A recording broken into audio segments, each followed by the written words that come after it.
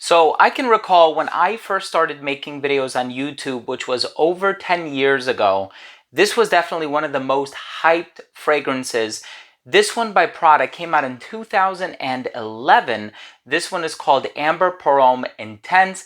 I have the original and I have the Intense. I'm excited to give you my thoughts on this fragrance, so make sure to stay tuned.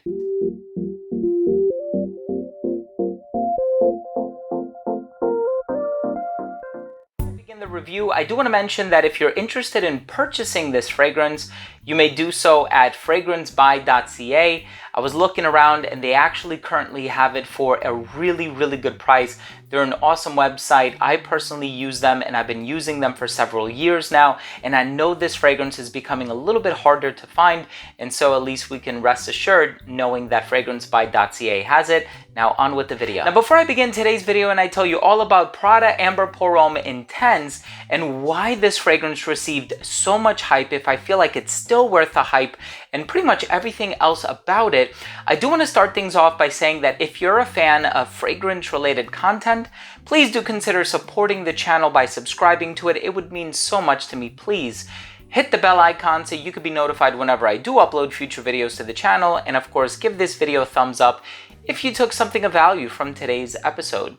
So 2011 release, of course, the name is Prada Amber Pour Homme Intense, and this is an amber-based fragrance. Now, when you think of amber, you basically have a combination of vanilla, labdanum, benzoin, and a bunch of other resins or balsamic ingredients.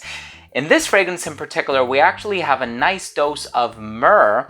Now, myrrh is a really interesting resinous yet incensey ingredient. Some varieties of myrrh can smell a little rubbery or leathery. Some of them are very smooth and creamy. And this fragrance has two ingredients that can be associated with both of those aromas.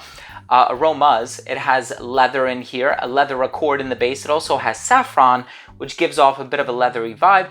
And then it also has sandalwood and tonka bean, both of which smell creamy. And so that myrrh ingredient in here is done really well. This fragrance actually gets compared to Tom Ford Noir, which came out just a year later in 2012.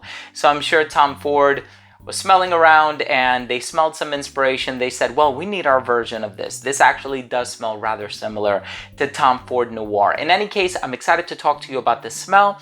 Let's start things off with the presentation.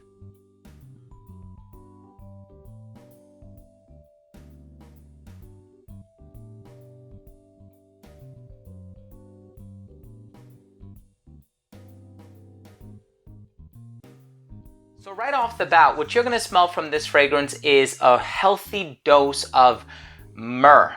You're going to get a lot of myrrh from this fragrance. It's silky, it's creamy, it's smooth, it's incensey, it's resinous, it has all of these components to it.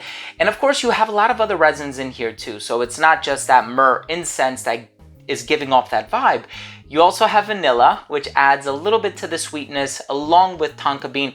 But I should mention that this fragrance is really not overly sweet in any way. It's more of like a darker, more sophisticated, grounded composition as opposed to a sweet fragrance. So you're going to get that myrrh. You're also going to get labdanum. Labdanum is a resin that smells kind of on the exotic side of things. And I am getting an exotic smell from this. So you have this sort of myrrh, labdanum combination. You also have a little bit of bergamot in the opening, really nothing too noteworthy or something worth mentioning. You're just going to get a little bit of that sparkle in the opening, but it's very fleeting. And you're going to get some spices in the dry down, namely saffron, which I feel adds to that leathery vibe. But you know what? This fragrance is not in any way heavy-handed on the leather. So if you're smelling this, you're going to try it expecting something very dark and leathery. You're not necessarily going to get that with this fragrance. And while this fragrance is on the dark side of things, it's not gothic or brooding. There's a lot of other fragrances that are like that. If they have smoke or if they have jade or birch tar or some of those other really dark ingredients, but that's not necessarily happening in this fragrance. Now, if you're familiar with Tom Ford Noir, I think you're gonna get something that's like 80% similar with this fragrance. Now, if you're a fan of the original Prada Amber Pour Homme, which I'm a fan of it too, that fragrance with the purple colored bottle is a very silky, smooth, clean, soapy fragrance, and Prada does soap very, very well. I know the perfumer who's done most of Prada fragrances, Daniela Andrié, she has done Prada L'Homme, if I'm not mistaken, Prada Luna Rossa, Prada's Infusion D'Homme, a lot of the Infusion flankers as well. And so she knows how to do soap in a very nice way.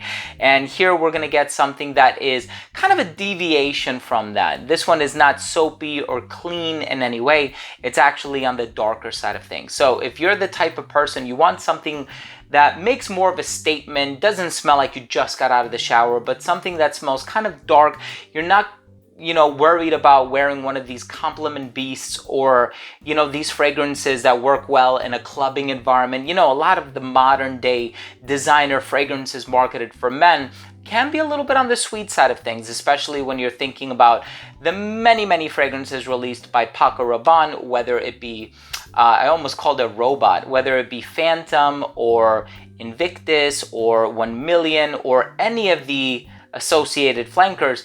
Those are all sweet leaning. You're not going to get that with this fragrance. Definitely on the darker side of things, not gothic, but very sophisticated, very grown up and mature scent without the reliance of, oak moss or vetiver or fir balsam or one of those green ingredients. Let's go ahead and finish things off with my overall assessment. Now, first up, in terms of the uniqueness and the overall smell, sure, this is a unique fragrance. Tom Ford's Noir, not so much. Tom Ford's Noir was definitely the successor to this fragrance, and I'm sure it stole a few pages from its playbook. Overall smell, I don't think it's going to be for everybody. However, it is an awesome fragrance and one that I personally enjoyed for over a decade now, along with the original too. Longevity is about 7 hours on my skin. The projection is really good for the first 45 minutes of application. Pretty consistent projection up until that 5-hour mark, and then it starts to sit quite close to the skin. In terms of versatility, you can wear this one pretty much in any season as long as you're wearing it indoors in a climate-controlled environment. You can wear this one dressed up or dressed down, but there is something quite formal about it. And I think this one is a little masculine leaning, especially if you're familiar with that sort of a DNA and those ingredients.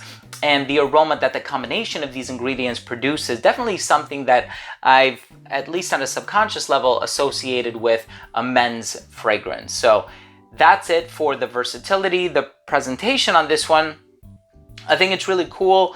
I like how they made it quite different from the original. They kept the same bottle with the atomizer being a little off center. But of course, this one is much, much darker and definitely on the more opaque side of things, whereas the original is transparent and then you can see that lavender colored liquid on the inside. My final verdict on this fragrance is it is awesome. This fragrance was getting hyped for a long time. There's a very good reason why it was getting hyped, because it is an original smell and an original DNA from a brand that at the time decided to take a creative risk. The fragrance is still in production, so if you're interested in picking it up, you may do so. Once again, a friendly reminder that you can purchase this fragrance at fragrancebuy.ca. All of the links are going to be down below. Thank you so much for joining me today. I hope you enjoyed the review. If you did, please do consider supporting the channel by subscribing to it. Hit that bell icon so you can be notified whenever I do upload these videos, and give this video a thumbs up if you enjoyed it. It would really mean a lot to me. Thanks again for watching. Love you guys. We'll see you tomorrow. Bye.